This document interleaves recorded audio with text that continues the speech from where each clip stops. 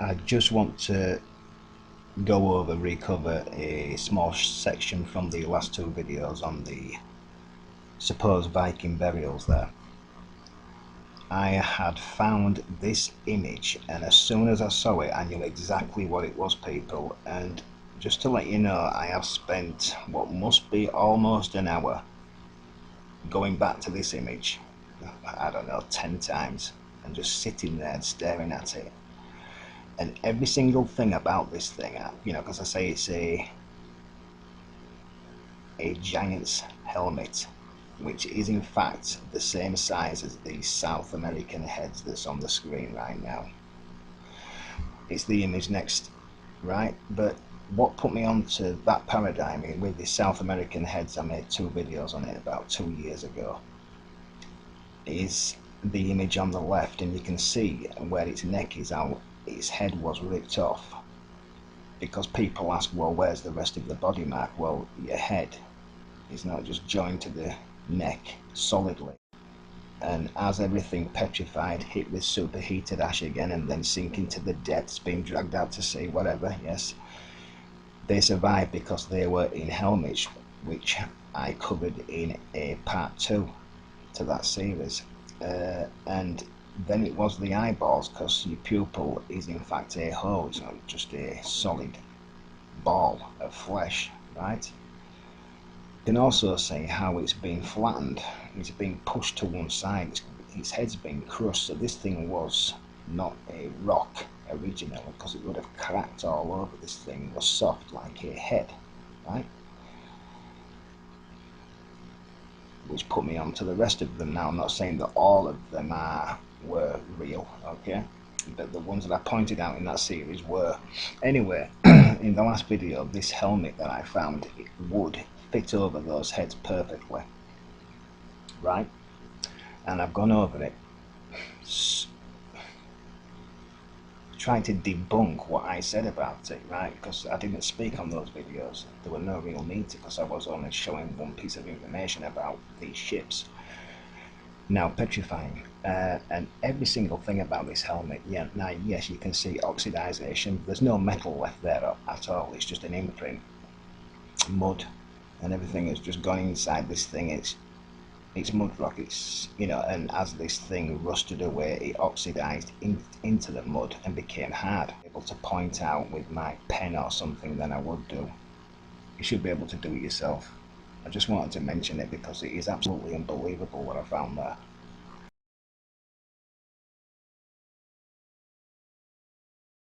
Right, on the screen there are a selection of 4 videos dealing with the topics that I am going to start speaking on now. There's about 2 issues that I'm going to raise for the rest of the video. Over on the right there, I've placed that on the screen. The other 3 are basically next to each other. They're about 2 years old. The one on the right is called Biblical Sites and Men in Rags. You can't quite see the writing because I've shrank it that much, it's interfered with it. Because during those videos I mentioned that every single mound that they call a burial mound is in fact structures, right, that have been buried. And then Alan, a friend of mine, Alan Hughes, a few days after that made a video saying, directed at me, that they're not all what I say they were, because he was pointing out this site and another one.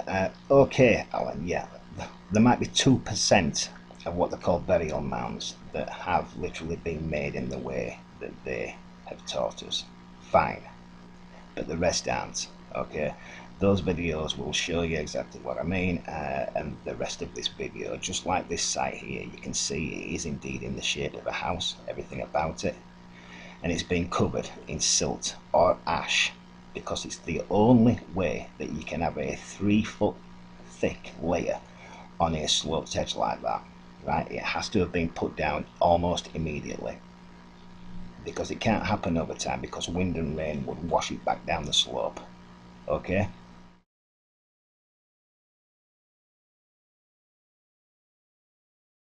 anyway, moving on after that long drawn out start there. The second part that I wanted to point out is on one of the Gobekli Tepe videos I made. There was 2. spaced out. And I got a few comments saying that this is how archaeologists dig out a site. Yeah, it's how they excavate a site. They do these squares. Well, no, they're working about 1 meter by 1 meter square boxes. Okay. Yes, very rarely. I could have even showed you one. Where they have done it like this. The Göbekli Tepe site and all these sites that I'm going to show next are literally the foundations, mainly the roof, okay? The beams, whether concrete or wood, it's mainly concrete, right?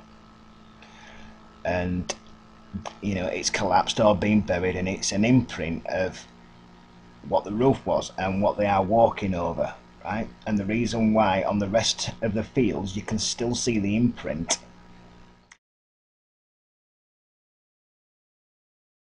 Why this image is blurred, I don't know why. It's one of the best ones that I could find without spending too long on this, because it's bleeding obvious. But you can look at these side walls on these huge squares, and you can imagine archaeologists walking up and down these things and it crumbling away. Yes, and falling into huge holes. Is why it's ridiculous. This next image is the last on Go Back. Then I'm going to lay some music on the rest or most of this video, and I will come back later. This image, you can inspect this in your own time, and you can see different levels and steps under what was holding the roof up.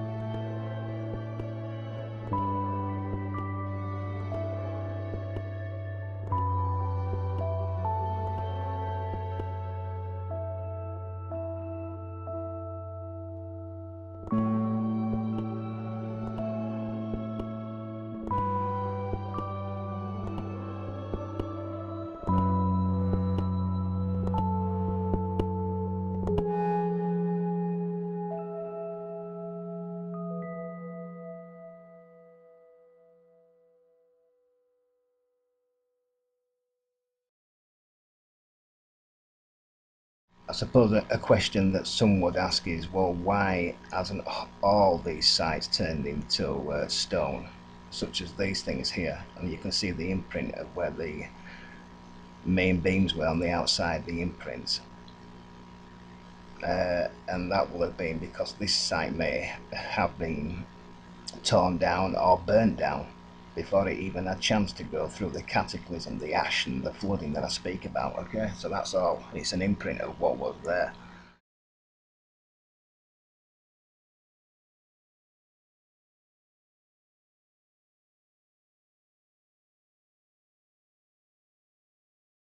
Yes, so when you go looking at these sites, you've really got to remember that most of them have been interfered with, tampered with by archaeologists, right? And they've all been rebuilt in the way that they were taught history went down, the same way that we used to think it went down, right? That's what you're looking at here. The site on the left is brand spanking new. It's been built from scratch for tourists, okay, to help explain what I've just laid on the screen, why all these sites are all in rubble. It's to help explain that because they don't make any sense. And if you look at the front of it, it basically looks like saturated petrified wood, which is what went into building most of these smaller roundhouses. And the reason why both sides of this fence, the megalithic scene and mainstream archaeology, will forever be talking rubbish with this subject is because they can't seem to accept and work out for themselves that rock and things petrify in a very, very short period of time, depending on where they are, what type of event it was, and leave imprints and things like that. What I'm always showing, until they accept that, they will forever be talking rubbish. Okay. And I think, yeah, one of those reasons is why they find pottery. So they keep finding, what you think, well, these primitive peoples, they were able to make pottery, and they're always found in sites that are completely unexplainable how these things were built, right? So you've got a mixed match. Well, the reason for the pottery is that everything else would rust and rot away, leave imprints like I show, but the pottery would always survive, wouldn't it? It's not going to petrify any further.